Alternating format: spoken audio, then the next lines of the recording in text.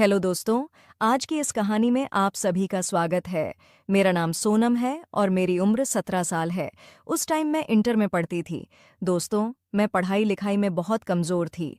मैं बहुत खूबसूरत लड़की थी, इसीलिए सब मेरी तारीफ करते रहते थे। तो मैं सोचती थी कि पढ़ने लिखने की क्या ज़रूरत है। मुझे घूमना बहुत पसंद था। मैं बहुत बार कॉलेज बंक करके अपने दोस्त लोगों के साथ भी घूमने भी गई हूँ। लेकिन इस बार मेरी माँ ने मुझे साफ साफ कह दिया था कि देख सोनम, अगर इस बार तुम पास नहीं हुई तो हम तुम्हारी शादी करवा देंगे। लेकिन मैं अभी शादी करके फंसना नहीं चाहती थी, क्योंकि शादी करके अभी मुझे बच्चे और परिवार का बोझ नहीं उठाना था।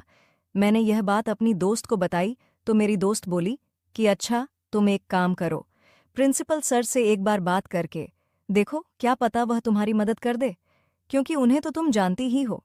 क्या पता वह मान जाए। वह मुझे यह बात इशारे करके बोली। मुझे इस साल पास होना था, इसलिए मैं उसे बोली, चलो ठीक है, मैं ट्राई करती हूँ। 2 हफ्ते के बाद फाइनल पेपर था। मैं प्रिंसिपल के पास गई और बोली, सर, आप तो जानते हैं कि मेरे कितने कम नंबर आते हैं, और मेरी मम्मी पापा ने मुझे कहा है कि अगर मैं पास नहीं हुई तो वह मेरी शादी करवा देंगे। सर, प्लीज़ आपसे रिक्वेस्ट कि मेरे नंबर बढ़वा दीजिए। इसके लिए मैं कुछ भी करने को तैयार हूँ। उन्होंने ये बात सुनते ही पूछा कि अच्छा, पहले ये बताओ, किसने बताया है कि मैं नंबर बढ़वा देता हूँ। मैं बोली, सर, मुझे सीमा ने कहा था कि एक बार सर से बात कर ले, क्या पता वह तुम्हारी मदद कर दे। सर ने कहा, अच्छा ठीक है, मैं तुम्हारी बात तो मान लूंगा, लेकिन उसके लिए तुम्हें मेरी एक शर्त माननी पड़ेगी। मैं बोली, जी सर, बताए। उन्होंने कहा कि तुम अपने घर वालों से कहकर मेरे घर पर ट्यूशन पे आ जाना। मैंने घर जाकर ये बात अपनी मम्मी से बताई कि मम्मी, प्लीज़ मुझे प्रिंसिपल सर के पास ट्यूशन पढ़ने जाने दें, ताकि मैं अच्छे नंबर ला पाऊं। मम्मी ने कहा, इतनी फालतू पढ़ ही नहीं तो लास्ट के 2 हफ्ते में क्या कर लोगी। तो मैंने कहा, मम्मी, पढ़ने वाले बच्चे तो 2 दिन में ही पढ़कर एग्जाम निकाल लेते हैं, और ना पढ़ने वाले बच्चे तो 3 साल में भी निकाल नहीं पाते। मम्मी ने कहा, अच्छा चलो, ये भी देख लेते हैं। अगले दिन बारिश होने लगी थी तो मैं स्कूल नहीं गई थी। उस दिन प्रिंसिपल सर मेरे क्लास में भी गए थे। ये बात मुझे छुट्टी के टाइम सीमा ने फ़ोन करके बताया था कि वह मुझे पूछ रहे थे कि तुम आज स्कूल क्यों नहीं आई थी। मैंने कहा, सर, वो मेरी थोड़ी तबीयत खराब थी, इसकी वजह से मैं स्कूल नहीं आ पाई और बारिश हो रही थी। तो मम्मी ने कहा कि आज रहने दो, कल चली जाना।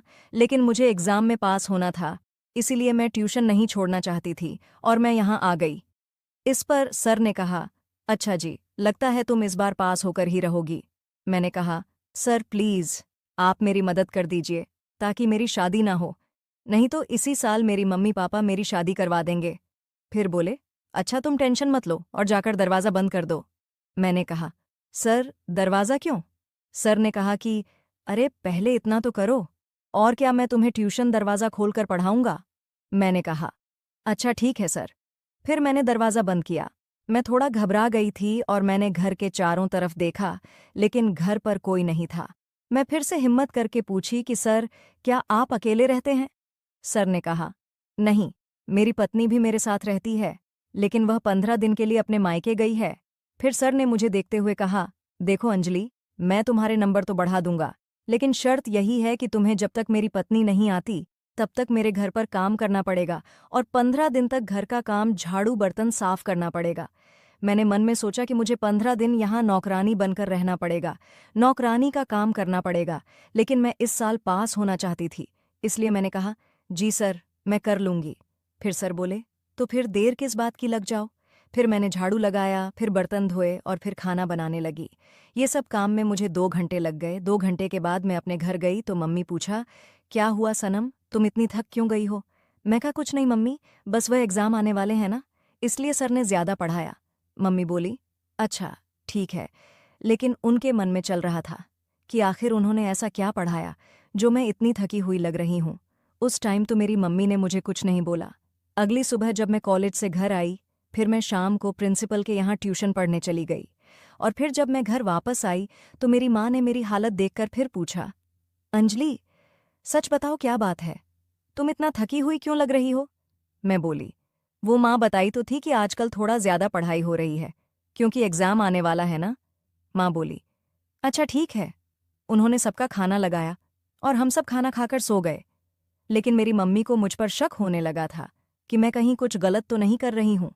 फिर वह अगले दिन जब मैं प्रिंसिपल के पास ट्यूशन पढ़ने गई तो मेरी मम्मी ने भी मेरा पीछा किया मैं जब वहां पहुंची तो अंदर से दरवाज़ा बंद कर दी तो मेरी मम्मी ने खिड़की से देखा कि आखिर मैं क्या कर रही हूं। सर ने मुझे देखकर कहा, क्या हुआ सोनम, तुम बहुत डरी हुई लग रही हो। मैंने कहा, शायद मेरी मम्मी को मुझ पर शक हो गया है कि मैं कोई काम कर रही हूं। सर ने कहा, कोई बात नहीं, और थोड़े दिन बच्चे हैं, जब तक मेरी बीबी नहीं आ जाती तब तक तुम्हें यहाँ घर के सारे काम करने पड़ेंगे। अब तुम सोच लो, तुम्हें नंबर बढ़वाने हैं कि नहीं। मैंने कहा, जी सर, तभी तो मैं यहाँ पर ट्यूशन के बहाने आ जाती हूँ। मेरी इतनी बातें सुनकर सर ने मुझे कहा कि सोनम, सच बताऊं तो मुझे तुम्हारे साथ मस्त वाला क्रिकेट का खेल खेलना है। दोस्तों, उस समय मुझे भी गलत सही का कुछ नहीं पता लगा। मैं ट्यूशन पढ़ने की बजाय सर के साथ मस्त वाला क्रिकेट का खेल खेलने लग गई और हमने 2 से 3 घंटे तक मस्त वाला क्रिकेट का खेल खेला। जब मेरी माँ यह बात देखी तो उनसे रहा नहीं गया। वह नहीं जानती थी कि मैं किसी के घर नौकरानी का काम करती हूँ। उन्होंने तुरंत दरवाज़ा खटखटाया। जब मैं दरवाज़ा खोली तो मैं सामने अपनी मम्मी को देखकर घबरा गई। मम्मी ने मुझे एक थप्पड़ मारा और कहा कि ये पढ़ाई चल रही है तुम्हारी, मैं तुम्हें पढ़ा रही हूँ ताकि तुम कुछ बन जाओ ना कि ये काम करने के लिए। और सर, मुझे आपसे ये उम्मीद नहीं थी कि आप बच्चों को गलत राह पर ले जाएंगे, उन्हें पढ़ाने की बजाय ऐसी नौकरानी बनाकर अपने घर पर काम करवाएंगे। सर बहुत शर्मिंदा थे, उनके पास कोई शब्द नहीं था बोलने के लिए कि वह मेरी मम्मी को कुछ बोल पाते। मेरी मम्मी ने कहा, देख बेटा, एग्ज़ाम में पास हुई या ना हुई, लेकिन तुझे किसी के घर नौकरानी का काम नहीं करना है। मैं चाहती हूँ कि तुम अपनी लाइफ में कुछ बन जाओ ताकि तुम्हें ऐसे किसी के सामने झुकना ना पड़े। मेरी माँ की बात सुनकर मेरी आंखें खुल गई थीं। तब फिर मैं अपने आप से वादा की कि चाहे कुछ भी हो जाए, मैं इस साल खुद से पढ़कर पास होकर ही रहूंगी। फिर मैंने 1 हफ्ते में बहुत मेहनत की और मैं अपनी क्लास में फर्स्ट भी आई थी। तो दोस्तों, ये कहानी कैसी लगी कमेंट करके ज़रूर बताएं। वीडियो अच्छी लगी तो लाइक करके चैनल को सब्सक्राइब करें। मिलते हैं